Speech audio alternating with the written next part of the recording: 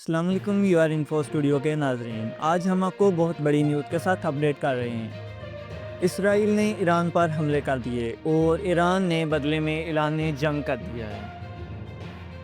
اسرائیلی حملے میں ایران کے بڑے چیف شہید ہو گئے، اس کی ایران کے سرکاری ٹی وی چینلز نے بھی تصدیق کر دی ہے۔ ایران کے chief of staff Muhammad باقری، general Ghulam علی راشد، ایرانی ایٹمی سائنسدان ڈاکٹر طہرانسی اور ڈاکٹر فردون عباسی کی شہادت کی تصدیق کی ہے۔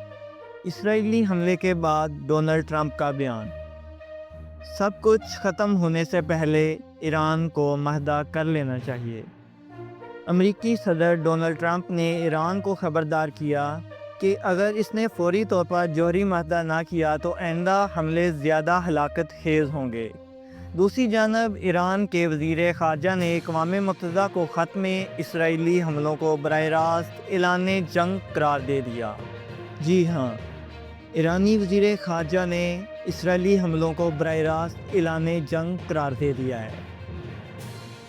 ایران کے جوہری و عسکری تنصیبات پر اسرائیلی حملوں کے بعد علاقائی کشیدگی میں شدید اضافہ، امریکہ سے مذاکرات منسوخ، ایران کی جانب سے جوابی اقدامات کا عندیہ، عالمی سطح پر تیل کی قیمتوں میں اضافہ اور مشرقی وسطی میں ممکنہ جنگ کے خدشات بڑھ گئے۔ ایران نے آپریشن بسم اللہ الرحمن الرحیم شروع کرنے کا اعلان کر دیا ہے اور اسرائیل پر میزائل داغ دیے ہیں۔